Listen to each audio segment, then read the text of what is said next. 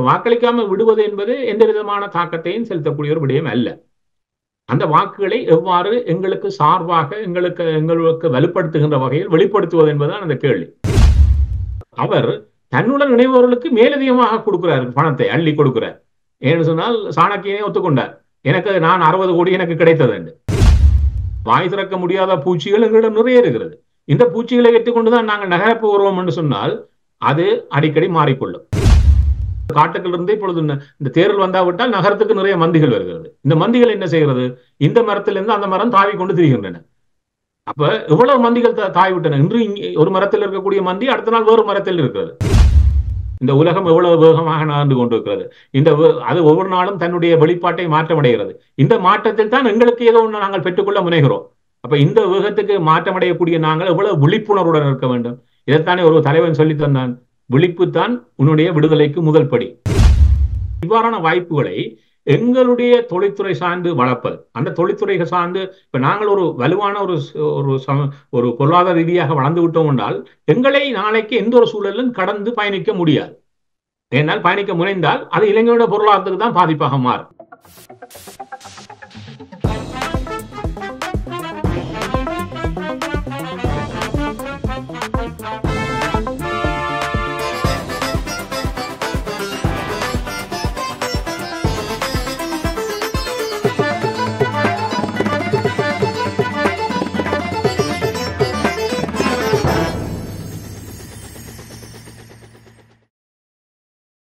அனைத்துலக உயிரோடை தமிழ் ILC தமிழ் உயிரோடை தமிழில் அரசியல் கலை நிகழ்ச்சியில் இணைந்திருக்கிறீர்கள் அன்பர்களே. இன்றைய அரசியல் கலை நிகழ்ச்சியில் கனடாவிலிருந்து ஆய்வாளர் நேரு குணரட்னம் அவர்கள் இணைகின்றார். வணக்கம். வணக்கம். இன்றைய அரசியல் கலை நிகழ்ச்சி அரசு தலைவருக்கான தேர்தல் தொடர்பான விடயத்தில் தமிழ் பொது வேட்பாளர் ஒருவரை நிறுத்தி தமிழர் தாயகமெங்கும் தமிழ் பொது வேட்பாளர் தொடர்பாக, தமிழ் பொது கட்டமைப்பு தொடர்பாக பரவலாக பேசப்பட்டு கொண்டு வருகின்றது. என்னை பொறுத்தமட்டு 2009ஆம் ஆண்டுக்கு பின்னர் ஒரு ஆக்கப்பூர்வமாக நாங்களும் ஈடுபட்டிருக்கின்றோம் என்று ஒரு செய்தியை கூறும் வகையில் இந்த பொது வேட்பாளரும் பொது கட்டமைப்பும் உருவாக்கப்பட்டிருக்கின்றது. இதை நிச்சயமாக நீங்கள் முதலில் அவதானித்திருப்பீர்கள். இந்த கடந்த 6 மாதங்களாக இந்த நடந்து கொண்டு வந்த சம்பவங்களை அவதானித்திருப்பீர்கள். உங்களுடைய கருத்தை முதலில் எங்களுடைய உறவுகளுக்கு கூறுங்கள், இந்த பொது வேட்பாளர் தொடர்பான நிலைப்பாடு. அதாவது இந்த 2009 பின்னர் கடந்த 15 ஆண்டுகளில் தமிழ் மக்களுக்கு இருக்கக்கூடிய ஒரு சவால் என்று சொன்னால், ஒரு தெளிவான பார்வையில் தாங்கள் நகருவதற்குரிய ஒரு பொறிமுறை இல்லாமல் இருக்கின்ற ஒரு தாக்கம் தமிழ் மக்களிடம் தாயத்திலும் சரி புலத்திலும் சரி அது தொடர்ந்து வெளிப்படுத்தப்படுகிறது. ஏதோ ஒரு புள்ளியில் தமிழ் மக்கள் இணைக்கப்பட்டாக வேண்டும். ஏனென்றால் இப்பொழுது தமிழ் மக்கள் ஒரு தங்களுடைய பயணத்துக்கான ஒரு மேய்ப்பினை தேடிக்கொண்டிருக்கிறார்கள். ஒவ்வொரு காலகட்டத்திலும் ஒரு பகுதியினர் யார் மீது நம்பிக்கை வைக்கிறார்கள். பிறகு அந்த நம்பிக்கை இழக்கப்படுகின்ற பொழுது என்ன செய்கிறார்கள் சொன்னால் இன்னொருவரை தேடுகிறார்கள். இவ்வாறு தான் அது நகர்ந்து வந்ததுக்கு காரணம் என்று சொன்னால் தமிழருடைய செயற்பாடுகள் ஒரு புள்ளியில் இணைக்கப்படவில்லை. இப்பொழுது அது இணைக்கப்படுவதற்கான முயற்சி நீங்கள் சொன்னது போல நீண்ட காலத்தின் பின்னர் எடுக்கப்பட்டிருக்கிறது. ஏதோ ஒரு புள்ளியில் தமிழ் மக்களுடைய எல்லா நலன் சார்ந்த ஒரு முனைப்புகள், அது அரசியல் நலன் சார்ந்து மட்டும் இருக்கக்கூடாது, ஏனைய விடயங்களிலும் தாக்கம் செலுத்துவதாக மாற்றம் பெற வேண்டும். அதற்கான ஒரு ஒரு ஒரு காத்திரமான முன்னெடுப்பாக இதை பார்க்கலாம். ஆகவே இதை இன்னும் பயணிக்க வேண்டிய தூரம் நிறைய இருக்கிறது. ஆனால் முதலில் அந்த அவ்வாறான முன்னெடுப்புகளை முன்னெடுத்து செல்வதும், அது அடைய வேண்டிய சீர்பாடுகளை பின்னர் சீரமைத்துக் கொள்வதும் அது பின்னால் இருக்கக்கூடிய பணி. ஆகவே முதல் தடவையாக ஒரு தேர்தலை எதிர்கொள்வதற்கான ஒரு மையப்படுத்திய ஒரு பொறிமுறையும் அதனுடான ஒரு முன்னெடுப்பும் இங்கு நடைபெறுவது நிச்சயமாக வரவேற்கத்தக்க ஒரு விடயம். முதல் தடவையாக குடிசார் அமைப்புகள், சிவில் சமூகம் இணைந்திருக்கிறார்கள், அரசியல்வாதிகளையும் இணைத்திருக்கிறார்கள்.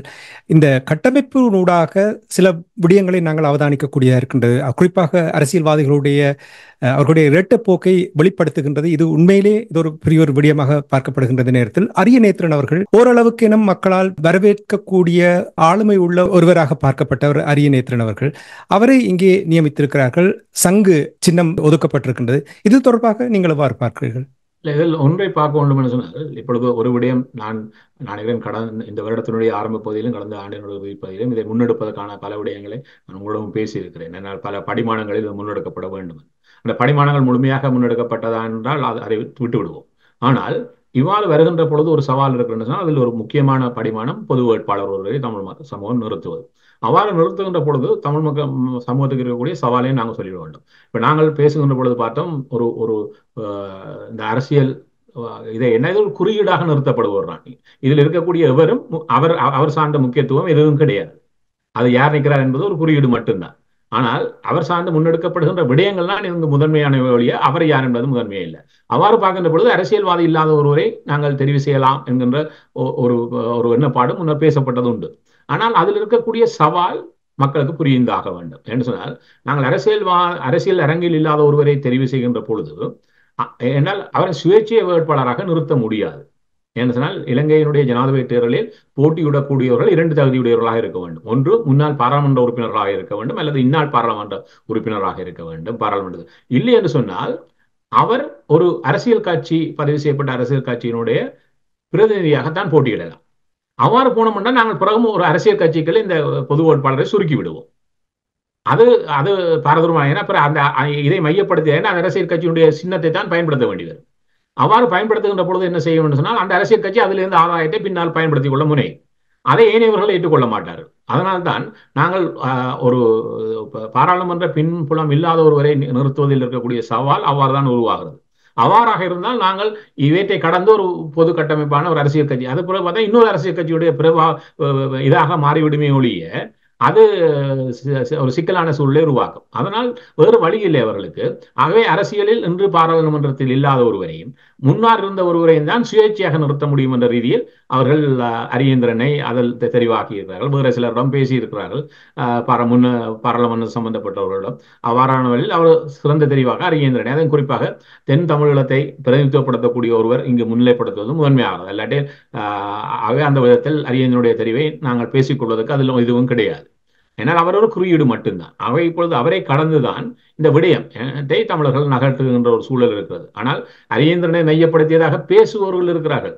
அதை என்ன செய்யறோம்னு சொன்னா, இந்த விடயத்தை ஒரு தனிநபருக்கு சுருக்குன்ற ஒரு முயற்சியாக பார்க்கலாம். அதற்கு நாங்கள் இனம் பலியாகிவிடக் கூடாது என்பதில் ஒரு தெளிவு இருந்தாக வேண்டும். நிச்சயமாக நீங்கள் கூறுவதில் உண்மை இருக்கின்றது. ஆனால் ஒருவரை நிறுத்தும் பொழுது ஓரளவுக்கேனும் ஒரு ஆளுமை உள்ளவர் ஆக இருந்தால்தான் அது ஓரளவுக்கேனும் வலு சேர்க்கப்படும். இல்லை என்று சொன்னால் விளையாட்டுத்தனமான ஒரு செயல்பாடாக உடனடியாகவே கூறிவிடுவார்கள். சிறப்பாக நீங்கள் அந்த விடயத்தை தந்ததுக்கு நன்றி. ஆனால் இங்கே தமிழ் பொது வேட்பாளர் தொடர்பாக தமிழரசு கட்சியை எடுத்து பாருங்கள். அவர்களுடைய நிலைப்பாடு, தமிழ் தேசிய மக்கள் முன்னணியுடைய நிலைப்பாடு. தமிழ் தேசிய மக்கள் முன்னணியை பொறுத்த மட்டில் அவர்கள் தேர்தலை புறக்கணிக்க வேண்டும் என்று சொல்கிறார்கள். புறக்கணிப்பதும் தமிழ் ஒரு பொது வேட்பாளருக்கு வாக்கு போடுவதிலும் எந்த ஒரு வேறுபாடையும் நான் பார்க்கவில்லை. என்ன காரணத்துக்காக இவர்களால் இந்த நிலைமையை புரிந்து கொள்ள முடியாமல் இருக்கின்றது? ஏன் தமிழரசு கட்சி இதுக்கு முழு ஆதரவு தர முடியாமல் இருக்கிறது? ஒன்றை நாங்கள் பார்க்கலாம். இதில் இப்பொழுது தேசிய இனங்களாக தங்களை வகைப்படுத்தக்கூடியவர்கள் வைத்துக் கொண்டால் முஸ்லீம் சமூகம் இருக்கிறார்கள். அவர்களை பார்த்தீங்கன்னு சொன்னால் அவர்கள் 2 விடமாக இந்த தேர்தலில் பிரிந்திருக்கிறார்கள். ஒன்று சஜித்துடன் இருக்கிறார்கள், இன்னொரு பகுதியினர் ரணிலுடன் இருக்கிறார்கள். இவ்வளவு தான் அவர்களுடைய இருக்கும். ஆக 2 பகுதியாக தான் அந்த வாக்குகளுக்கு வாக்களிக்கின்ற ஒரு பொறிமுறை இருக்கிறது. மலைய தமிழரை எடுத்துக்கொண்டு சொன்னாலும் அங்கும் ரணில் சஜித்தை கடந்து அவர்கள் கிடையாது. ஆனால் தங்கள் பூர்வீக மண்ணை கொண்டு தங்களுடைய மண்ணில் தங்களுடைய சுயாட்சியை நிறுவ வேண்டும், தங்களுடைய அரசியல் உரிமைகளை நிறுவனப்படுத்த வேண்டும், தங்களுடைய பாதுகாப்பை உறுதிப்படுத்த வேண்டும் என்று நீண்ட காலமாக பயணித்துக் கொண்டிருக்கக்கூடிய அந்த மண்ணின் மக்களான ஈழத்தமிழ் மக்களிடம் 6 வகைகளில் எங்களுடைய சவால் உருவாக்கப்பட்டிருக்கிறது இந்த முறை. அது எவ்வளவு தூரம் நாங்கள் பின்தங்கி இருக்கிறோம் இவ்வாறான முயற்சிகளின் போது என்பதை வெளிக்காட்டும். ஒன்று பார்த்தீங்கன்னு சொன்னால், நாங்கள் பொது வேட்பாளர்களூடாக செய்தியை சொல்வதற்காக உருவாக்கப்பட்ட ஒரு பொறிமுறை, அதற்கான வாக்களிப்பு. அடுத்த விதத்தில் பார்த்தீங்கன்னா, இந்த வாக்களிப்பை கலந்து கொள்ள வேண்டாம் என்று சொல்லக்கூடிய ஒரு தரப்பு. மூன்றாவது பார்த்தீங்கன்னு சொன்னால், எந்த தேர்தல் நடந்தாலும் இப்பொழுது ஜனாதிபதி தேர்தலில் ஒவ்வொரு பொறிமுறையாக எடுத்து ஒவ்வொரு தேர்தலாக எடுத்து பார்த்தோம்னு சொன்னால், குறைந்த வாக்குப்பதிவு செய்த மாநிலங்கள் தமிழ் மாநிலங்கள், மாவட்டங்கள். தென்பகுதிகளில் எடுத்துக்கொண்டால் சிங்கள பகுதிகளில் 80% மேற்பட்ட வாக்குப்பதிவு எல்லா இடங்களும் பொதுவாக இருந்திருக்கிறது. மிக குறைந்த வாக்குப்பதிவை கொண்டவே நாங்கள். ஆகவே இந்த தேர்தலில் கலந்து வாக்களிப்பை தவிர்த்துக் கொள்கின்ற மக்கள் கூடிய ஒரு அதுக்கு இன்னொரு வேறு காரணங்களும் இருக்கிறது. அதை தவிர்த்து விடுவோம் என்று சொன்னால், அதை பேச வெளிக்கிட்டால் எங்களுடைய குறைகளை, எங்களுடைய பலவீனங்களை நாங்களே வெளிப்படுத்துவதாக இருக்கும். எங்களுடைய வாக்குப்பதிவுகள் குறைவாகவே இருக்கிறது. ஆகவே ஆனால் அதை இந்த வாக்களிக்க வேண்டாம்னு சொல்லுவார்கள். வேண்டால் அது பார்த்தீங்களா, நாங்கள் சொல்லித்தான் இதெல்லாம். ஆனால் ஒரு பகுதி மக்கள் யார் சொன்னாலும் வாக்களிப்பில் கலந்து கொள்ளாத ஒரு சூழல்கள் இருக்கிறது. நான்காவது தரப்பாக பார்த்தீங்கன்னு சொன்னால், ரணிலுக்காக வாக்கை கேட்கக்கூடியவர்கள் ஏற்கனவே தங்களை அடையாளப்படுத்துகிறார். பிள்ளையானாக இருந்தாலும் சரி, வியாழந்திரன் சரி, டக்ளஸாக இருந்தாலும் சரி, அவருடன் இப்பொழுது ஒரு கூட்டில் இருக்கிறார்கள். இதை கடந்து பார்த்தீங்கன்னு சொன்னால், இன்னொரு தரப்பு சஜித்துக்கான வாக்கை பெற்றுக் கொடுப்பதற்கான ஒரு தமிழர் வாக்கள். இதில் எவ்வளவு சதவீதம் இறுதியில் வருகிறது என்பது வேறு விடயம். நான்காவதாக இருக்கிறது அனுராவை மையப்படுத்தியதாக தமிழர்கள் களத்தில் நிற்கிறார்கள். தமிழர்கள் அவருடைய பேச்சாளர்களாக கருத்தை வைப்பார்கள். அவை இந்த 6 வகைகளில் ஈழத்தமிழர்கள் பிரிக்கப்படுகிறார்கள் வாக்குகள். இங்குதான் ஒரு சவால் வருகிறதுன்னு சொன்னால் இதை அனுபவித்துக் கொண்டிருக்கிறது எங்களுடைய குறைபாடு, எங்களுடைய பலவீனம். அதை மாற்றி அமைப்பதற்கான மக்களை குறை சொல்ல முடியாது என்று சொன்னால், மக்களை பார்த்தீங்கன்னு சொன்னால் கடந்த முறை வாக்களித்த பொழுது ஜனாதிபதி தேர்தலுடைய வரலாற்றிலே 2019 தேர்தலில் கோத்தாவுக்கு எதிராக வாக்களிக்க வேண்டும் என்று பெரும்பான்மையான மக்கள் தங்களுடைய வாக்கை செலுத்தினார்கள். அதை பலர் சஜித்துக்கு என்று சொன்னார்கள். இல்லை, அவர்கள் அதை காட்டுவதற்கு வேறு வழி இல்லை. அதனால் சஜித்துக்கு வாக்களித்துவதனூடாக கோத்தாவுக்கு எதிரான தங்களுடைய மன உணர்வுகளை அவர்கள் வெளிப்படுத்தினார். அவை 5 வருடத்துக்கு முன்னர் கூட மக்கள் தங்களுடைய உணர்வுகளை வெளிப்படுத்த தயாராக இருக்கிறார்கள். இப்பொழுது அவர்கள் சரியான முறையில் ஒருங்கமைக்கப்படுவது, அவர்களுக்கான அந்த வழித்தடங்கள் சரியாக சொல்லப்படுவதும் அந்த நம்பிக்கை மீண்டும் வென்றெடுக்கப்படுவதிலும் தான் தங்கி இருக்கிறது இந்த பயணம். இந்த பயணம் தான் இப்பொழுது இருக்கக்கூடிய அடுத்து வரக்கூடிய 30 நாட்களும் இருக்கக்கூடிய சவாலே தமிழினத்துக்கு இதுதான். இந்த புரிதல் எங்கள் ஒவ்வொருவருக்கும் எவ்வளவு தூரம் ஏற்படுகிறதோ அதற்கான வகையில் நாங்கள் எங்களுடைய செயற்பாட்டை பெற்றுக்கொள்வோம். நீங்கள் சொன்னது போலதான் இப்ப வாக்களிக்காமல் விடுவது என்பது எந்த விதமான தாக்கத்தையும் செலுத்தக்கூடிய ஒரு விடயம் அல்ல. அந்த வாக்குகளை எவ்வாறு எங்களுக்கு சார்பாக எங்களுக்கு வலுப்படுத்துகின்ற வகையில் வெளிப்படுத்துவது என்பதுதான் அந்த கேள்வி. இப்பொழுது எங்களுடைய வாக்குகளை கடந்து இப்பொழுது ஒரு கருத்தியல் வைக்கிறார்கள், தமிழ் வாக்குகளை இல்லாமல் ஒருவர் வெற்றி பெற முடியாது என்ற ஒரு பேசுபொருள் இன்றும் எங்களிடம் இருக்கிறது. நான் திருப்பியும் சொல்லுகிறேன், அது தரவியல் ரீதியாக மிக தப்பான வாதம். ஏன்னு சொன்னால் கடந்த முறை அது நிரூபிக்கப்பட்டது 2019. தமிழ் மக்கள் முழுமையாக எதிர்த்து வாக்களித்தார்கள், முஸ்லிம் மக்களும் முழுமையாக எதிர்த்து வாக்களித்தார்கள், மலைய மக்களும் எதிர்த்து வாக்களித்தார்கள். இந்த இடங்களில் மட்டும்தான் சஜித்துக்கு முதன்மை இடம் கிடைத்தது. இருந்தாலும் கோத்தா வென்றார். அதுக்கு காரணம் என்று சொன்னால் 60% சிங்கள மக்களில் 80% மேற்பட்டவர்கள் வாக்களித்து அதில் 60% வாக்கை ஒரு சிங்கள தலைவன் பெறுவானாக இருந்தால் அவன் முஸ்லிம் வாக்களை கடந்து வெற்றி பெறுவான் என்பது தரவியல். இதை நாங்கள் பேசவில்லை என்றால் எங்களுடைய மக்களை நம்மவர்களையே மாற்றுவார்கள் அரசியல்வாதிகள். இப்பொழுது இன்னொன்று பேசப்படுகிறது. இந்த முறை தேர்தலில் 39 வேட்பாளர்கள், இது 4 பிரதான வேட்பாளராக கணிக்கப்படுகிறார்கள். அதை கடந்தும் இருக்கிறார்கள், சரத் பொன்சேகா இருக்கிறார், விஜயதாச ராஜபக்ச இருக்கிறார்கள். அவை இந்த 39 பேர்களுக்கும் பிரிக்கப்படுகின்ற வாக்குகளாக ஒன்றை இப்பொழுதே தெளிவாக சொல்லிவிடுகிறேன். யாரும் 50% பெறப்போவதில்லை. எவ்வளவுதான் தலைகளாக நின்றாலும் யாருக்கும் 50% கிடைக்கப் போவதில்லை. அந்த 50% கிடைக்காவிட்டால் 2வது 3வது வாக்குகளோடாக தெரிவுக்கு வரும். அந்த 2வது 3வது வாக்குகளில் நாங்கள் அதில் கலந்து கொள்ளாத பொழுது எங்களுடைய வாக்குகள் அந்த கணிப்பிலிருந்து முழுமையாக வெளியேற்றப்படும். வெளியேற்றப்பட்டதன் பின்னர் தமிழ் முஸ்லீம் வாக்களை கடந்து சிங்கள வாக்குகளை மட்டும் வைத்துக் கொண்டு இந்த பொறிமுறைகளும் ஒருவர் தெரிவு செய்யப்படுவார். ஆகவே நாங்கள் எங்களுடைய வாக்களை மட்டும் பேசுவதே முதல் இந்த இடத்தில் தப்பான விடயம். அப்ப அதை மாறாக பேசுகிறார்கள் எல்லாரும். இதை வாக்களிக்க விட்டால் அது அங்கு கொடுக்கிற வாக்கு, அவரை வெற்றி பெறுகின்ற வாக்கு எல்லாம் சொல்லுகிறார்கள். அது தவறான வாதங்கள். இப்போ தங்களுடைய கருத்தியலை வைப்பவர்கள் எல்லாம் தவறான வாதங்களை முன்படுத்துகிறார்கள். நான் இப்பொழுதும் சொல்லுகிறேன், இது தேர்தல் முடிந்தது பின்னர் அது தரவியல் ரீதியாக மீண்டும் சொல்லுகிறேன். இப்பொழுது சொல்லலாம், பலருக்கு புரியாது. இப்பொழுது அந்த கருத்தை மீண்டும் வலியுறுத்தி சொல்கிறேன். இந்த முறை கூட 2வது வாக்கு 3வது வாக்குக்கு போகின்ற பொழுது தமிழ் முஸ்லிம் வாக்களை கடந்து சிங்கள வாக்களை வைத்துக் கொண்டு முதலாவது இப்ப ஒருவருமே 50% எடுக்கவில்லை என்றால் இது எவ்வாறு பார்க்கப்படும் சொன்னால், இப்பொழுது 39 பேர் போட்டி களத்தில் இருக்கிறார்கள். முதலாவது இடத்தில் வரக்கூடிய ஒருவரும் 2வது இடத்தில் வரக்கூடிய இடத்தில் இருப்பவரையும் மட்டும் வைத்துக் கொண்டு கீழே இருக்கக்கூடிய அனைவரையும் போட்டியிலிருந்து வெளியேற்றுவது. சரி, முழுமையாக வெளியேற்றி விடுவார்கள். அப்பொழுது முதல் 20 தான், அதில் ஒருவருக்கு தான் வெற்றி பெறுவதற்கான வாய்ப்பு இப்பொழுது உருவாகும். இப்பொழுது வெளியேற்றப்பட்ட 37 பேரிலும் அவர்களுக்கு 2வது வாக்கு இருந்தால் அந்த வாக்குகள் மேலே இருக்கக்கூடிய 20 ஒருவருக்கு அளிக்கப்பட்டால் அந்த வாக்குகள் அவருடன் இணைக்கப்படும். அதில் தான் இந்த 2வது 3வது. இப்பொழுது நான் வாக்களிக்க செல்கிறேன் என்று சொன்னால் எனக்கு முதலாவது தெரிவு ஒன்று இருக்கிறது, நான் அதை முதலாவது வாக்காக பதிவிடுவேன். பின்னர் 2வது வாக்கு இருக்கிறது, நான் கட்டாயம் போட வேண்டும் இல்லை. அதே நேரம் நான் 3வது தெரிவாக கூட ஒருவரை போடலாம். இப்பொழுது என்ன நடைபெறும், ஒரு 100 வாக்குகள் அளிக்கப்பட்டு வைப்போம். இப்பொழுது ஒரு 12ஆம் தேதி ஒரு கருத்து கணிப்பு வெளியிடப்பட்டது. அதன்படி சஜித்துக்கு சற்று அதிகரித்த இதாக 43% வாக்குகளும், அனுராவுக்கு ஒரு பெரும் வீழ்ச்சி தெரிகிறது 30% வாக்குகளும், ரணிலுக்கு சற்று அதிகரித்த 20% வாக்குகளும் என்று சொல்கிறார்கள். இப்பொழுது பார்த்தீங்கன்னு சொன்னா இந்த கணக்கில் வைத்துக் கொண்டு பார்ப்போம். இதான் முடிவென்று இல்லை. இவ்வாறு வைத்துக் கொண்டால் முதல் 2 இடத்தில் இருப்பவரும் சஜித்தும் அனுராவும் என்று சொன்னால் ரணில் முதல் கொண்டு அனைவரும் வெளியேற்றப்பட்டு விடுவார்கள். அப்ப அவர்களுடைய 27 வாக்குகளும் 100 வாக்குகளில் வெளியேற்றப்பட்டு விட்டன. இப்ப இந்த 27 வாக்குகளில் பார்ப்பார்கள் யாராவதுக்கு ரணிலுக்கும் அல்லது சஜித்துக்கும் அனுராவுக்கும் யாராவது வாக்களித்திருக்கிறார்கள். இப்பொழுது 2வது விருப்பு வாக்கு அல்லது 3வது விருப்பு பார்ப்பார்கள். இப்பொழுது இந்த 27 வாக்குகளில் 15 வாக்குகள் 2வது வாக்கை அளிக்கவில்லை என்று வைப்போம். 2வது 3வது வாக்கை அந்த 15 போட்டி. அப்ப இப்பொழுது மொத்தமாக இருக்கிற வாக்குகள் 100 அல்ல, 100ல் 50 கிடைத்தால்தான் வெற்றி, 50% இல்லை. இப்பொழுது அந்த 15 எடுத்து விட்டால் 85 வாக்குகள் தான் மொத்தம். இந்த 85 வாக்குகளில் அரைவாசி 50% 42.5. இப்பொழுது சஜித்துக்கும் 43 இருக்கிறதல்லோ, அவர் எந்த வாக்கும் சேராமலே அவர் வெற்றி பெற்றுவிடுவார். அப்ப இந்த இரண்டாவது வாக்களை சேர்க்கின்ற பொழுது, அப்ப இந்த தேர்தலில் ஒன்று முழுமையாக பார்க்கப்பட வேண்டிய விடயம் என்று சொன்னால், யாராவது ஒருவர் இந்த போட்டியில் இருப்பவர் 40% மேற்பட்ட வாக்களை முதலாவது சுற்றில் பெறுவாராக இருந்தால், நான் இப்பொழுதே சொல்லிவிடுறேன், அவரால் வெற்றியாளர். இரண்டாவது வாக்குகள் எப்படி வருகிறது என்று பார்க்கவே தேவையில்லை. ஏன்னா இப்ப எங்கே சவால் வரும் சொன்னால், முதல் 2 இடத்தில் வருபவர்களுக்குமான இடைவெளி அவர் 5% உட்பட்டதாக இருக்குமாக இருந்தால், இந்த 2வது இடத்தில் இருக்கிற கூட முதல் இடத்துக்கு வர முடியும். அது குறைந்த வித்தியாசத்தில் இருவரும் இருந்தால் மட்டும்தான். ஆகவே இது தேர்தல் முடிவுகள் வருகின்ற பொழுது நாங்கள் கடைசி வரையும் பார்க்க வயிற்று என்ன 2வது வாக்கள் எல்லாம் எண்ணுவதற்கு அதை வைத்துக்கொண்டே கணக்கிடலாம். அப்ப இவ்வாறுதான் இது ஒரு புதிய அரசியல் பொறிமுறையினுடைய ஒரு வடிவங்கள். ஏன்னா நான் இலங்கையில் எங்களுடைய அரசியல்வாதிகளே இதை மாறி மாறி கலைக்கிறார்கள். காரணம் என்னன்னு சொன்னால், இதை விளங்கப்படுத்தினா மக்களுக்கும் புரியாது, அவர்களுக்கும் புரியவில்லை. ஆகவே அவர்கள் தங்களுக்கு விரும்பிய வகையில் இதை பேசிக் கொள்கிறார்கள். அப்ப இதெல்லாம் இருக்கக்கூடிய சிக்கல். தெளிவாக கூறினீர்கள். யாருமே 50 விழுக்காடு வாக்கு பெறப்போவதில்லை என்று சொன்னால், நிச்சயமாக அந்த நீங்கள் கூறிய 2வது விருப்பு வாக்கு, 3வது விருப்பு வாக்கு வரும். அதற்கு முன்னதாக நிச்சயமாக ரணில் விக்ரமசிங்க, அனுரகுமார திசாநாயக்க, சஜித் பிரேமதாச போன்றவர்கள் தமிழ் தரப்பினுடைய வாக்குகளை பெறுவதற்கு அல்லது முஸ்லிம் தரப்பினுடைய வாக்கு பெறுவதற்கான வேலை திட்டங்களோடு செயல்பட்டுக் கொண்டிருக்கிறார்கள்.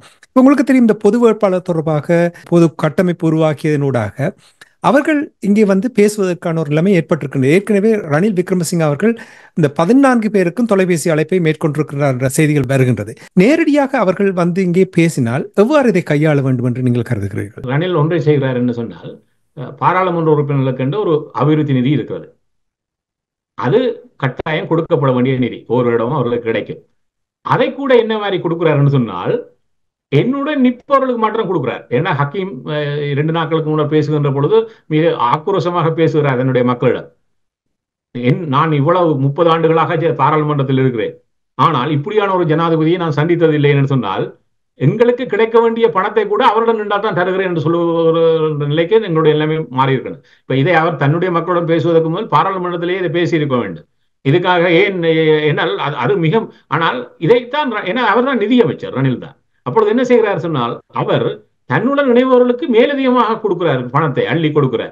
ஏன்னு சொன்னால் சாணக்கியனே ஒத்துக்கொண்டார், நான் 60 கோடி எனக்கு கிடைத்தது என்று. ஏன்னு சொன்னால் நான் அவரிடம் வேலை திட்டங்களை கொடுத்தேன், அதுக்கு தந்தார் என்றார். இவ்வாறுதான் ஏனையவர்கள் சொல்லவில்லை. ஏன்னா இவருடைய விடயத்தையும் கூட கோவிந்தன் எழுப்பியபடிகள் அவர் அதை ஒத்துக்கொண்டார். அப்ப ஏனையவர்கள் அமைதியாக போகிறார்கள். காரணம் என்று சொன்னால், இப்பொழுது ஒன்று இருக்கிறது, இதில் ஒன்றை சொல்லுகிறேன், முதல் 2 இடத்திற்கும் வராதவர்கள் அடுத்து வரக்கூடியது பாராளுமன்ற தேர்தல். இந்த பாராளுமன்ற தேர்தலில் இப்பொழுது ரணில் முதல் 2க்கும் வரையில் என்று வைப்போம், அவருடன் சேர்ந்திருப்பவர்கள் நட்டாற்றில் விடப்படுவார்கள். ஏன், அவர் இதில் வெற்றி பெறாதவர் வெற்றி கொண்டு பாராளுமன்றத்தில் பெரிதாக வெற்றி பெற முடியாது. அப்பொழுது ஒன்று நடைபெறும் என்று சொன்னால், பெரிதாக வெற்றி பெறவில்லை என்று வைத்துக் கொண்டால், குறைந்தபட்சம் இப்பொழுது என்ன கோடிகள் கிடைக்கிறது தானே. இதற்காக பாராளுமன்ற உறுப்பினர்கள் பின்னால் போகத்தான் போகிறார்கள். என்ன சொன்னால், குறைந்தபட்சம் கோடிகளுடன் வீட்டுக்கு வச்சு குந்தி அமைதியாக இருப்போம் என்று. அப்ப இன்றைக்கு என்ன மறைமுகமாக பேசப்படுகிறன்னு சொன்னால், பாராளுமன்ற உறுப்பினர்கள் வாங்கப்படுகிறார்கள். அதுக்கு தான் அவரும் அழைக்கிறார், வாருங்கள் உங்களுக்கு தான் அள்ளி தருகிறேன் என்று. அப்ப போவர்களுக்கெல்லாம் அள்ளி கிடைக்கிறது. ஏன்னு சொன்னால், அவர் நிதியமைச்சர் அள்ளி கொடுப்பார், கணக்கும் இருக்காது. அடுத்து வரக்கூடியவர்கள் இதை பற்றி விசாரணை நடத்தி கண்டுபிடிக்க வேண்டும், கண்டுபிடிக்க மாட்டார்கள். அப்ப இதில் இருக்கக்கூடிய விடயம் சொன்னா, இதை மையப்படுத்தி தான் வருவார். இந்த பணத்தில் ஒரு பகுதி மக்களிடமும் பயிரப்படும். அதுக்காக அதை மறைக்க முடியாது இல்லையா? அப்ப இதெல்லாம் நடக்க போறது. இப்ப இதை கடந்துதான் தமிழக சமூகம் பயணித்தாக வேண்டும். இப்பொழுது தமிழ்நாட்டில் ஒரு விடயம், பணம் பரிமாறப்படுகின்ற ஒன்றை சொல்லுவார்கள், பணத்தை வாங்கிக் கொள்ளுகிறார்கள், அது உங்கள் பணம் தான், மக்கள் பணத்தை தான் ரணில் தன்னுடைய வீட்டில் இருந்து தருகிறார். அவர் தன்னுடைய வரவு செலவு திட்டத்தில் இருக்கக்கூடிய பணத்தை கொடுத்து வாங்குறாருன்னு சொன்னா அது மக்களுடைய பணம் தான். ஆனால் வாங்குங்கள், ஆனா வாக்களிக்கின்ற பொழுது தெளிவாக வாக்களிங்கள். என்ன, வாக்களிக்கின்ற பொழுது இவர் வந்து பார்க்க முடியாது, நீ என்னிடம் பணம் போட்ட நீ சரியாகத்தான் வாக்களித்தாய் என்று. ஆனா இந்த பணத்துக்கு நன்றி கடனாக போய் வாக்கை போடுவதுதான் தப்பாகிவிடும். ஆகவே இதை எவ்வாறு மக்களிடம் பேசுவது, பேசத்தான் வேண்டும் மக்களிடம் வெளிப்படையாக. பணம் தந்தா சந்தோஷமா வாங்குங்கள், ஒருவரிடமில்லை எல்லாரிடமும் வாங்குங்கள். ஆனால் நீங்கள் வாக்களிக்கின்ற பொழுது இனமாக உங்களுடைய எதிர்காலத்தை நினைவில் கொண்டு வாக்களியுங்கள். இந்த அங்கேதானே கேள்விக்குறி இருக்கிறது. இப்ப இனத்துக்காக இவர்கள் செயல்படுகிறார்கள் என்றுதான் எத்தனையோ தடவைகள் பலர் கேள்விகள் எழுப்புகிறார்கள். இப்ப நீங்க பாருங்கள், பிளாட் டெலோ போன்ற அமைப்பினர் இந்த பொது கட்டமைப்பில் கையொப்பம் விட்டு தனியாக போய் ரணில் விக்ரமசிங்காவை சந்தித்தது எவ்வாறு நீங்கள் அதை பார்க்கிறீர்கள்? அதாவது இந்த அரசியல் கட்சிகள் 7 பேரை சேர்த்தோம் என்று சொன்ன பொழுதே நான் சிரித்தேன். ஏன்னு சொன்னால் இந்த அரசியல் கட்சிகள் எவ்வாறானவர்கள் என்பது எனக்கு தெரியும். ஏன்னு சொன்னால் ஒரு கட்சியை நான் பெயர்களை தவிக்கிறேன். ஏன்னா பெயர்களை பேசுவது அதை ஏதோ தனிப்பட்ட கோபங்கள் மாதிரி பின்னர் மாற்றி விடுவார். இப்பொழுது 2002ஆம் ஆண்டு இந்த தமிழ் தேசிய கூட்டமைப்பு இணைக்கப்பட்ட பொழுது அழைத்து பேசிய பொழுது ஒரு தலைவர் சொல்லினார், தேசிய தலைவரிடம் சொன்னார், நான் இங்கால வர்றதுல ஒன்றும் இல்லை, ஆனா வந்து சேர்ந்தால் என்னன்னு சொன்னா எனக்கு தர்ற காசை இந்தியா நிப்பாட்டி போடும். அப்ப தேசிய தலைவர் கேட்டுட்டா எவ்வளவு தர்றார்கள்? என்ன அவர் சொன்னார், மாதம் 25 லட்சம் தருகிறார்கள். அப்ப அவர் சொன்னாரா, அவர் என்னிடமே சொன்னதான் சொல்லுவாரு. அப்ப 25 லட்சத்தை நான் தருகிறேன் என்று சொல்லி நான் கொடுத்து விட்டேன் என்று சொல்லிவிட்டு அதுக்கு பின்னர் அந்த காசை நான் சும்மா கொடுப்பதற்கு ஏதோ நான் விட்டு பார்த்து நான் என்ன நடக்குதுன்னு பாருங்க என்று சொன்னார். அவர் சொன்னார், இவர்களுக்கு பின்னால் நான் 25 பேரை வச்சு கண்காணித்து கொண்டிருக்க முடியாது, அங்கு எங்கே நிற்கிறார்களோ அங்கிருந்து பிரித்து எடுக்க வேண்டும் என்பதற்காக நான் அதை செய்தேன் என்றேன். அப்ப அது ஒரு தேவை கருதிய ஒரு முனைப்பு. அப்பொழுது பாருங்கள், இன்று தேசியம் பேசுபவர்கள் அந்த 25 லட்சம் மாசத்துக்கு வாங்கி கொண்டுதானே தேசியத்தை முன்னெடுத்தீர்கள். அப்ப தேசியத்துக்கான அர்ப்பணிப்பு எவ்வளவு தூரம் சுருங்கி இருக்கிறது? 25 லட்சத்துக்கு மாசத்துக்கு சுருங்கி இருக்கிறது. அதை இன்றைக்கு கோடிகள் ஆகிவிட்டது. நீங்கள் கோடிகளாண்டா கோடிகளுக்கு போவீர்கள் நானே. அப்ப இதுதான் எங்களிடம் இருக்கக்கூடிய குறைபாடு. இன்னொரு தலைவரை சொல்லுகிறேன், அவர் இந்த அரசியலுக்கான 6 உபகுழுக்கள் உருவாக்கப்பட்டது ரணில் காலத்தில் ஏமாற்றுவதற்காக. ஒரு 3 ஆண்டுகள் பாராளுமன்றத்தை அரசியல் அமைப்பு இதாக குழுவாக மாற்றுகிறேன் என்று மாற்றி அதை 6ஆக பிரித்து 6 விடயங்களில் நீங்கள் ஆய்வு செய்து கொண்டு வாருங்கள் எல்லாம் ஏமாற்றி கொண்டிருந்தார். அதில் ஒருவர் தலைவராக இருந்தார். ஆனால் அவர் கொடுத்த அறிக்கை மிக மோசமாக இருந்தது. அப்ப அவருடைய கட்சி சார்ந்த ஒரு வெளிநாட்டினுடைய முக்கிய பிரதிநிதி ஒரு முறை பேசுகின்ற பொழுது கேட்டேன், என்ன உங்களோட தலைவர் கொடுத்ததுல இவ்வளவு மோசமா கொடுத்திருக்காரு, இப்படி எல்லாம் இருந்திருக்கோம் என்று கேட்டேன். அவர் என்னிடம் சொன்னார், நீங்க சொன்னதுதான் அவர் எழுதி கொடுத்தவர், அப்படித்தான் கொடுத்தவர், ஆனால் அதை ஜனாதிபதி பிரதமர் ரணிலினுடைய அலுவலகத்தில் வச்சு சுமந்திரன் மாற்றி விட்டார் என்று. அப்ப நான் கேட்டேன், அவர் மாற்றினார் என்றால் ஏன் இவர் அதை பற்றி பேசவில்லை? வெளியே பேசாவிட்டாலும் கூட்டமைப்பினுடைய பாராளுமன்ற இதில் 2 கூட்டத்தில் கேட்டிருக்க வேண்டும், உறுப்பினர் கூட்டத்தில் ஏன் இப்படி மாற்றுங்க. அவர் சொன்னார், உங்களுக்கு தெரியும் தானே அவரை பற்றி, அவர் அப்படியெல்லாம் வாய் திறக்க மாட்டார். அப்ப வாய் திறக்க முடியாத பூச்சிகள் எங்களிடம் நிறைய இருக்கிறது. இந்த பூச்சிகளை வைத்துக்கொண்டுதான் நாங்கள் நகரப்பு வருவோம் என்று சொன்னால் அது அடிக்கடி மாறிக்கொள்ளும். இப்பொழுது பாருங்கள், கொழும்பில் இருக்கக்கூடிய பாராளுமன்றம், இதே போல உலகத்தில் ஒரு பாராளுமன்றம் இருக்கிறதா தெரியாது. நிறைய மந்திகள் அந்த பாராளுமன்றத்தில், அதாவது காட்டுக்கள் இருந்து இப்பொழுது இந்த தேர்தல் வந்தாவிட்டால் நகரத்துக்கு நிறைய மந்திகள் வருகிறது. இந்த மந்திகள் என்ன செய்கிறது? இந்த மரத்திலிருந்து அந்த மரம் தாவி கொண்டு திரிகின்றன. அப்ப எவ்வளவு மந்திகள் தாய்விட்டன. இன்று ஒரு மரத்தில் இருக்கக்கூடிய மந்தி அடுத்த நாள் வேறு மரத்தில் இருக்கிறது. அதுதான் செய்தியாகிறது. இப்பொழுது இந்த மாறிக்கொண்டிருக்கக்கூடிய இந்த பாராளுமன்ற மந்திகளிடம் ஒன்றை தான் கேட்கிறேன், இவர்களுக்கு என்று ஒரு கொள்கை இருக்கிறதா? இவர்கள் கொள்ளைக்காகத்தான் மரம் மாறுகிறார்களா? மாறி இருக்கணும். அதான் நீங்கள் இந்த கேட்ட கேள்வியில் நான் நீண்ட நாட்களாக இதை சிந்தித்து கொண்டு வருகின்ற பாருங்கள், அறகிலே போராட்டம், அந்த சிங்கள மக்கள் தங்களுடைய தலைவர்கள் மீது இருக்கின்ற அதிருப்தியை வெளிப்படுத்தித்தான் அந்த போராட்டத்தை நடத்தினார்கள். இப்ப ரணில் விக்ரமசிங்க இருக்கட்டும், சஜித்துக்கும் கூட அங்கே அடி விழுந்ததையும் காட்டினார்கள் படத்தில். ராஜபக்சாக்களுடைய நிலைப்பாடு உங்களுக்கு தெரியும். சிங்கள மக்கள் எவ்வளவு தூரம் புரிந்திருக்கிறார்கள். இப்ப நீங்கள் மந்தி தாவுகிறார்கள் என்று நீங்கள் கூறுகிற நேரத்தில் அந்த ஒரே கட்சியை, ஒரே ஆட்களைத்தானே மீண்டும் மீண்டும் தெரிவு செய்கின்றோம். இதனால் அந்த நாட்டில் எந்த ஒரு விதத்திலும் வளர்ச்சி காண முடியாது என்று இந்த சிங்கள மக்கள் புரிந்திருக்கிறார்களா? இப்பொழுது ஊடகத்துறையில் ஒரு கருத்தில் வைக்கப்படுகிறது, நான் ஆழமாக பார்த்து கொண்டிருக்கிறேன், அது எவ்வாறு வெளிப்படுகிறது என்று. அவர் சொல்கிறார்கள், இந்த முறை பார்த்தீங்கன்னு சொன்னால் எல்லா இடத்திலும் மந்திகள் இருந்தது. இப்பொழுது SLPP என்கின்ற மரத்தில் இருந்த மந்திகளை அது எல்லா இடமும் போட்டுது. அது ரணிலுடன் இருக்கிறது, சஜித்துடன் இருக்கிறது, ஒரு புது திலீப் வீரசிங்க என்கின்ற ஒருவரிடம் 7 மந்திகள் இருக்கிறது. எல்லா இடமும் போகிறது. அது எங்கெங்கெல்லாம் போக முடியும். இப்பொழுது அதே மாதிரி பார்த்தீங்கன்னு சொன்னால் முஸ்லீம் கட்சிகளில் ஹக்கீமும் ரிஷாட் பதியும் இருக்கிறார்கள். அவர்கள் கீழே இருந்தவர்கள் ஒரு மரத்துக்கு போய்விட்டார். இதே போன்றுதான் தமிழர் தரப்பிலையும் பார்த்தீங்கன்னு சொன்னால் அங்குமே நிறைய பாராளுமன்ற மந்திகள் இருக்கிறது. அது வெளிப்படும். அப்ப இதுல என்ன விஷயம்னு சொன்னா, ஒன்றை புரிந்து கொள்ளணும்னு சொன்னால், இதில் இப்பொழுது மலையத்தை எடுத்துக்கொள்ளுங்கள். மனோ கணேசன் இருக்கிறார். மனோ கணேசனுக்குள்ள இந்த 2 மரம் மாறிவிட்டார். அப்ப இதெல்லாம் நடைபெறும். அப்ப என்ன, அதில் விலக்கில்லாமல் நடைபெறுவது. சரி, இந்த இதுல இப்பொழுது சஜித்தில் இருந்த மரத்தில் இருந்தவர்கள் கொஞ்சம் பேர் ரணில் மரத்துக்கு போய்விட்டார். அப்ப இது எங்கெங்கெல்லாம் மாறுகிறார்கள் என்பது ஒரு ஒரு அவ்வளவு தூரம் நிலைமை மோசமாக இருக்கிறது. ஆனால் இதை சிங்கள மக்கள் இப்ப அறகலையில் அவர்களுடைய கோபம் இங்கு வந்தது. இந்த பாராளுமன்ற உறுப்பினர் இல்லை, அனைவர் மீதும் கோபம் வந்தது.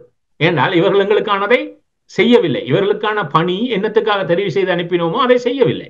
இவர்கள் தங்களை மாத்திரம் அங்கு பார்த்துக் கொள்கிறார்கள். அப்ப இந்த ஊடகத்துறையில் ஒரு கருத்தியல் வைக்கப்படுகிறது என்று சொன்னால், இந்த முறை சிங்கள மக்கள் இவ்வாறு தெரிபவர்களுக்கு சரியான பாடம் போட்டுவார்கள் என்கின்ற கருத்தியல் வைக்கப்படுகிறது. அந்த கருத்தியல் எவ்வளவு தூரம் அது வலுப்பெறும் என்பதை இந்த தேர்தல் வெளிப்படுத்தும். நீங்க சொன்னது போல அது மீண்டும் உரைநிலைக்கு மக்கள் சென்று விடுவார்களா? இல்லை.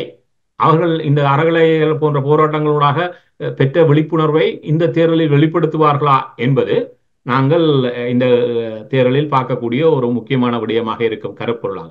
இதே கேள்விதான் தமிழ் மக்களிடம் இருக்கிறது.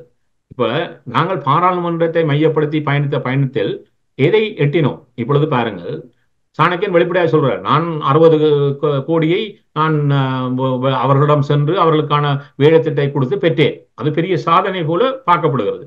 நான் மறுபுறத்தில் கேட்கிறேன், இந்த முறை இலங்கையினுடைய வரவு செலவு திட்டத்தில் செலவினங்களுக்கு ஒதுக்கப்பட்ட தொகை வரலாற்றில் என்றுமில்லாத 7 லட்சம் கோடி. இதற்கு முன்னர் அதிகரித்த வரவு செலவு திட்டத்தை கொண்ட வரவு செலவு திட்டம் இதே ரணில் விக்ரமசிங்கின் கீழ் மங்கள சமரவினால் 2018 கையளிக்கப்பட்ட வரவு செலவு திட்டம் 2017 கடைசி பகுதி, அது 4,40,000 கோடி.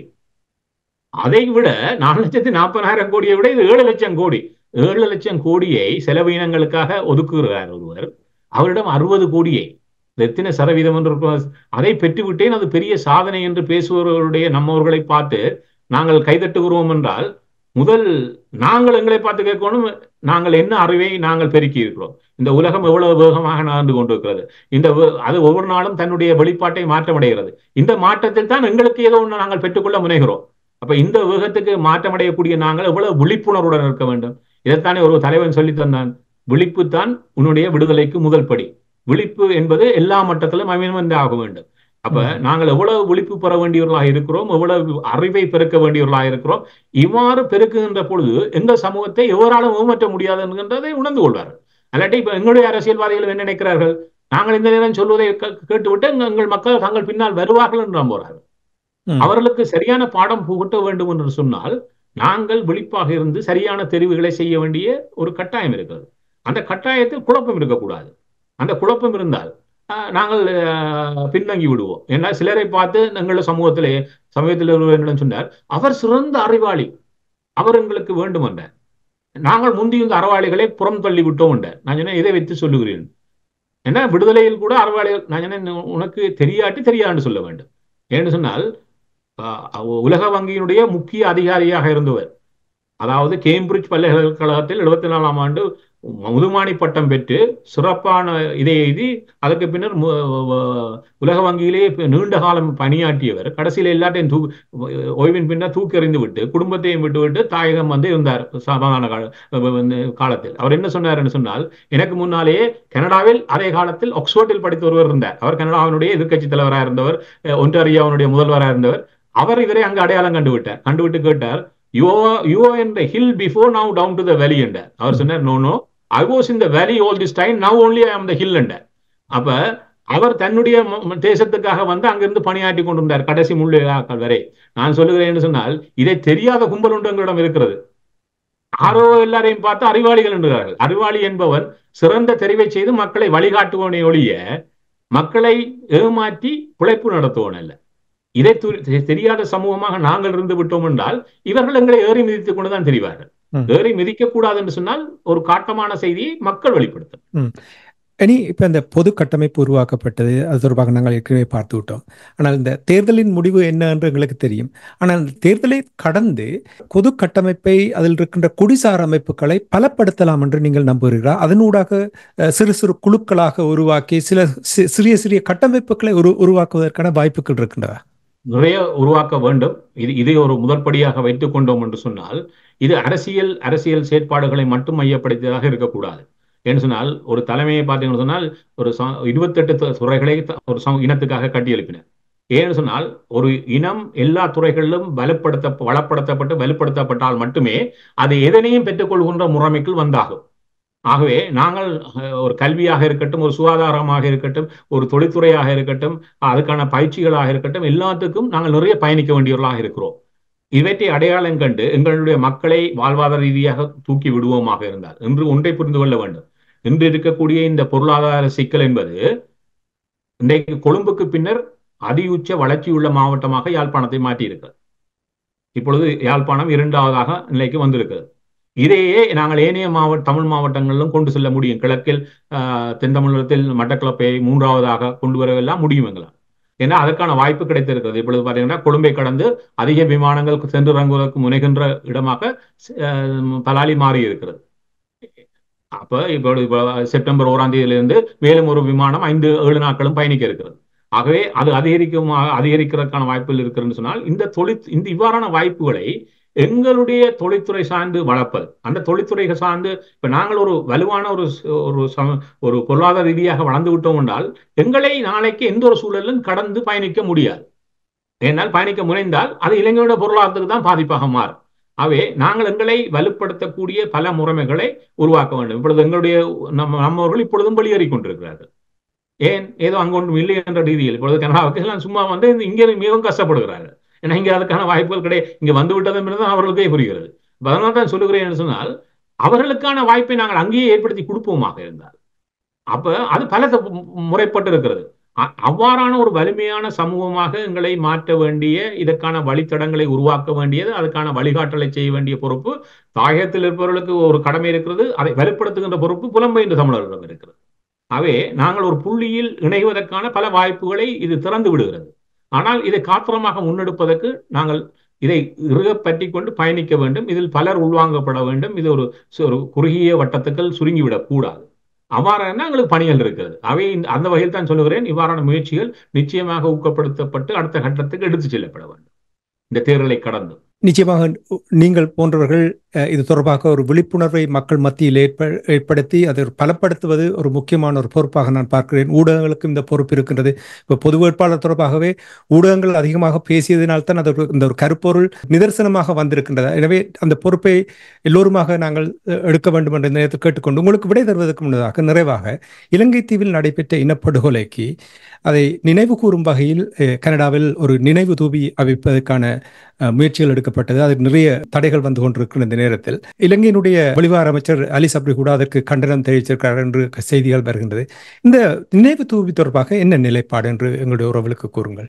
அதில் பல சவால்கள் உருவாக்கப்பட்டது. அதுக்கான வித்தை முதலிட்டவனே நான் தான்.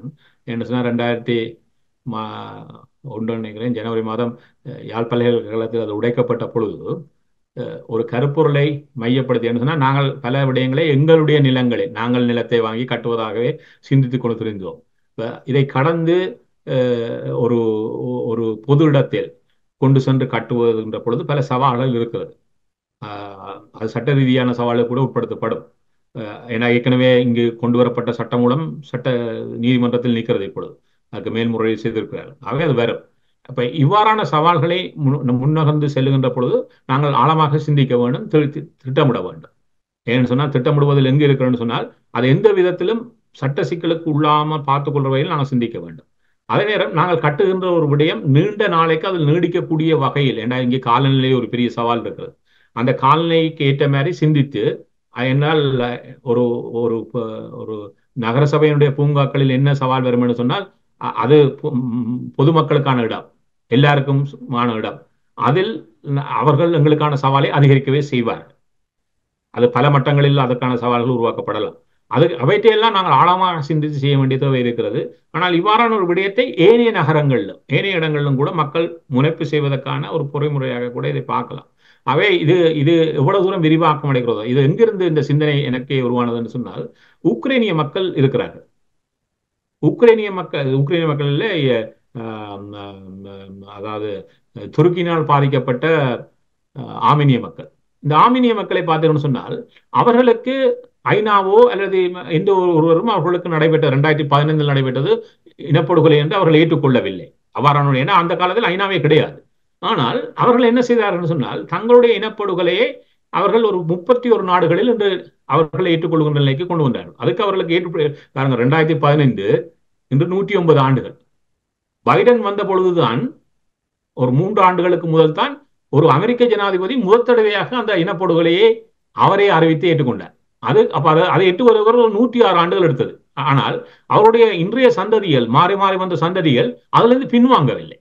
ஆகவே அவர்கள் இதை நிலைநிறுத்துகின்ற பொழுது பல நாடுகளை என்ன செய்தார்கள், நகர சபையை முதல் ஏற்றுக்கொள்ள வைத்தார்கள், பிறகு மாகாணங்களை ஏற்றுக்கொள்ள வைத்தார்கள், இதற்கு பின்னர் மத்திக்கு வந்து சேர்ந்தார்கள். அப்ப நாங்கள் எப்பொழுதும் மத்தியை மட்டும் சிந்திக்க கூடாது, சில நேரம் கீழ்மட்டத்திலிருந்து கூட வரலாம். அவை எங்களுடைய பொறிமுறையை நகர்த்துவதற்கு, இந்த இனப்படுகொலை என்பதை நகர்த்துவதற்கு, ஏன்னா அது ஒரு குறியீடாக இருக்கணும். நாளைக்கு ஒருவர் வந்து பார்க்கின்ற பொழுது படுகொலைக்குள்ளான இனங்கள் சர்வதேச ரீதியாக என்று அவர்கள் கவனிக்கின்ற பொழுது அது தமிழினமும் உள்வாங்கப்பட்டாக வேண்டும். அதை எவ்வாறு நாங்கள் இப்பொழுது நீதியை பெறுவதற்கான பொறிமுறை என்று ஒன்று இருக்கிறது.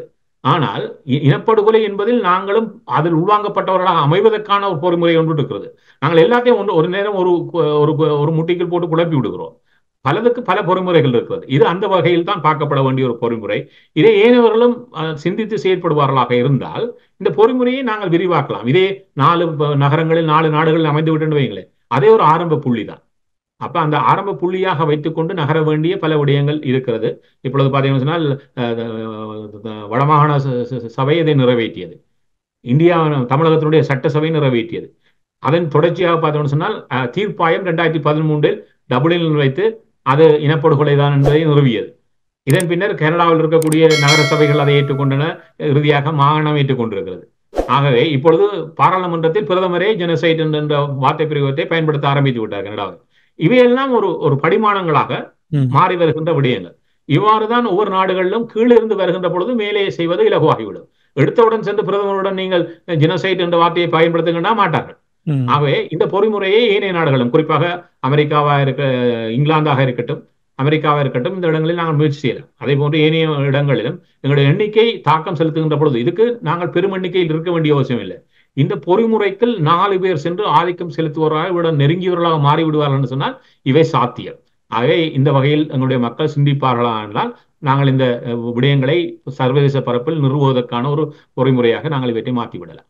சிறப்பு. இன்றைய அரசியல் கலை நிகழ்ச்சியில் இணைந்து இலங்கை தீவில் நடைபெற இருக்கின்ற அரசு தலைவருக்கான தேர்தல் தொடர்பான விடயங்கள், அங்குள்ள நிலைப்பாடுகளையும், நிறைவாக இங்கே கனடாவில் இனப்படுகொலை நினைவு தூவி தொடர்பான விடயங்களையும் உயிரோடை தமிழ் உறவுகளுக்கு எடுத்து வந்தமைக்காக அன்பர்கள் சார்பாக நன்றி கூறிக்கொண்டு மீண்டும் இன்னும் ஒரு அரசியல் கலை நிகழ்ச்சியில் இணைந்திருப்போம். அதுவரைக்கும் நன்றி, வணக்கம். நேரு குணரட்னம் அவர்களே. நன்றி, வணக்கம்.